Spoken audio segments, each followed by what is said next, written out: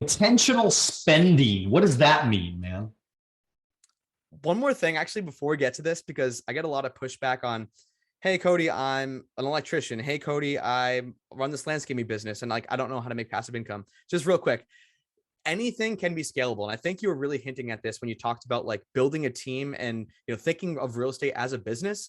Anything can scale. If you're a solo electrician right now and you're just like grinding, doing 80 hours a week, like start to actually build systems. Maybe you hire someone to pick up the phone. Maybe you hire a scheduler, and then you start to scale yourself out of the business and you hire people under you. You hire subs to do the work for you. You're just taking the margin between what you're charging the customer and what you're paying this person. And boom, that you have a passive income business right there. So just want to quickly say that because I do get pushback sometimes like, listen, Cody, I'm doing this business. I don't understand how I could possibly make passive income. Anything can be turned into passive income. I mean, look, man, you're absolutely right. I mean, and again, not to plug the book again, but I got to plug the book again because everything you're saying, everything you're saying is right on, man. I mean, this is what I talk about in Wealth on the Beach because what it is, it's a thought of every business, you should be thinking about building teams. You should be recruiting and training and developing other people to be a part of your team and allow them to have success like you and allow them to succeed in whatever it is that they're doing. And then what you got to do is you got to replicate it, man. You got to duplicate it, right? You can't. So in my business, we have 1,500 licensed agents. We have, we help, I don't know, 400 or 500 families every month. We recruit, I don't know, a couple hundred people a month. And so all of that is created. We have 50 locations. So it's a franchise model that we were able to build. So it allows all of these other people that I taught them how to sell. I taught them how to duplicate. I taught them how to build the system. I gave them my system so that they could also have success. And because of that, they decided to go out and do big things. And for me, it's all passive. It's all, I'm earning a little piece, right? I make a dime, they make a dollar, but that dime adds up a lot, within all of those agents. So intentional spending, what does that mean? I think that's a key piece of wealth building, at least during the early years. A lot of people, I'm like part of the financial independence movement, are like, I don't want to eat rice and beans every day and drive a 1997 Toyota Corolla and live in a shed. And, you don't have to go that extreme anyway, but all you have to do is like sacrifice for a couple of years. I don't know exactly how, you kind of started out, Daniel, in maybe your 20s or when you first started, but like right now I'm living in a house hacked property. So me and my fiance, Lauren, we live in a 1-bed, 1-bath detached. Next to us is a 4-bed, 2-bath apartment with 600 square feet of office space. We rent that out for $2,500 a month and we make like $1,200 or $1,300 a month while we're living here. So our housing expense is positive. I'm driving a paid off car. I haven't got a new car in years. We're intentional about like grocery shopping. We don't buy things we don't need. And that's because, again, I'm 26 years old. Like I'm kind of in the wealth accumulation phase. I want to just stockpile as much assets as I possibly can. They're going to pay me in the future. So when I'm 30, when I'm 40, I can have tens or hundreds of millions of dollars and just never have to worry about money again. So again, I think it's really important in those early years because what we talked about before with the compound interest, time is on your side. The earlier you can start getting these kind of assets that are going to pay you in the future, the better you are. Because every, 8 to 10 years, that money or whatever, how much assets you have is going to double just kind of by the law of compound interest. So you start at 25, you're going to have like double what you would have had if you started at 35. So I think getting those beginning years correct is super crucial. I will say before people are like, this dude just doesn't spend any money. He's a hermit. My discretionary spending is a lot higher than a lot of other people in the financial independent space anyway. So we spend a lot of money on going out to eat, on going out to the bars. Like I'm still kind of in that phase of my life where I am spending quite a bit of money every weekend, like just doing that fun stuff. But those are expenses that I could shut off in a second. I could turn the dial to zero if I wanted to, unlike if I had a really expensive house, if I had a really expensive car. Unfortunately, you can't turn those dials to zero if your business completely fails or for some reason some of your income streams dry up. So that's kind of how my whole expenditure picture. Hopefully that was helpful. I was driving around in a $10,000 Maxima, purple Maxima, Okay. And I was making 300,000 a year in passive income. And I was driving around in a Maxima. Okay. So started at 21.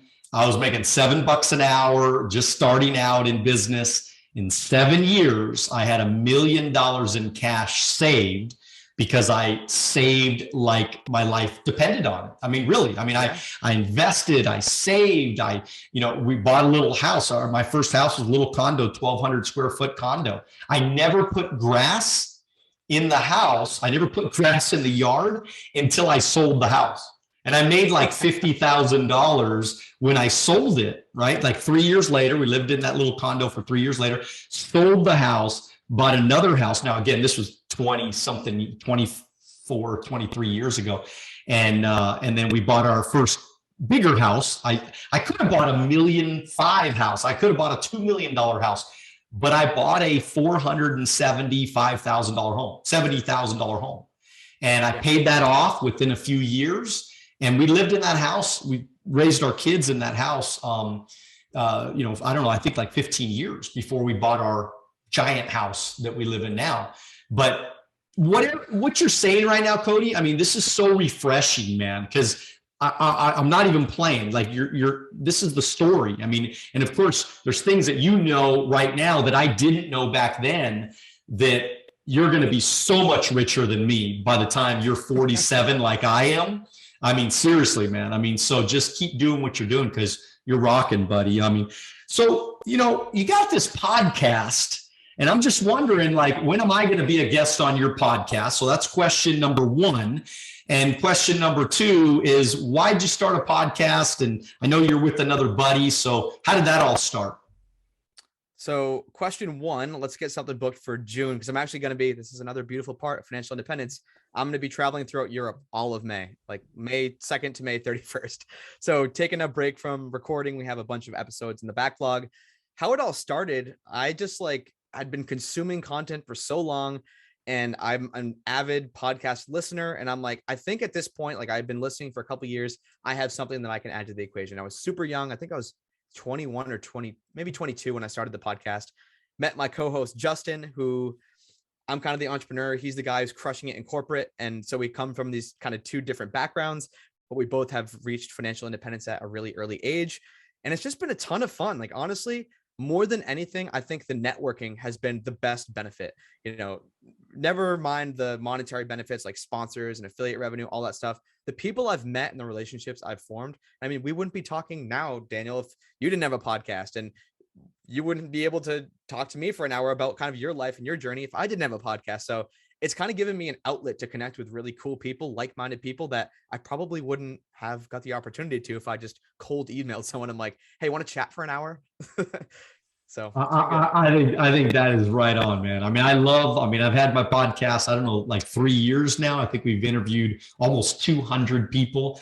And it has been such a joy of my life that, I mean, I have so many incredible friends. I mean, it's crazy because I've been sending them all like, hey, buy my book. And they're like, yeah, no problem, man. We're going to buy a bunch of books. Don't worry about it. We're going to support you. We're excited and we're fired up. You know what I mean? And it's like, It's just, these are all incredible people that, I mean, just even the quotes inside the book, believe it or not, are of a lot of people that I've interviewed actually on the podcast. So I actually wanted to pay them homage, or whatever, right? To them being on and just that little relationship that we have. And it really is cool. I mean, Tim's story, he has a little quote, like right when you open the book, it's like one of the first quotes in there. And that's kind of a cool thing that a guy like that was willing to help me. And he was one of the first people on my podcast. And it's really cool to look at all these relationships that I've been able to build through the years. You're into like health and, fitness, and like you're 25, right? Is that right? You're 25? 26 now. 26. And so you're into health, and like, what does that mean to you? Like, why is that such an important piece to you at your age? I mean, I just want longevity, man. I mean, who cares how much money you have if you can't enjoy it? Like, if I get into my 40s and 50s, I'm having trouble walking, I got, ache in my back and I'm overweight, like, what's the point of all the money in the first place? So I always put like health and fitness before everything. We work out, me and my fiance, Lauren, first thing in the morning. Oftentimes we even get a double session later in the day. We're really intentional about the foods we put in our body. And I just think, I mean, we got this one body, might as well make the most of it. And, financial independence and money is one, it's awesome if you can get to financial independence, but like, if it's at the expense of your health or your friends or your relationships, like I put all of that before the money, before the businesses. And I just want to kind of, live the best life I can. Thank you for watching our short clips on Alonzo Academy. If you'd like to watch the next short clip, click here. If you'd like to watch the entire podcast, click here.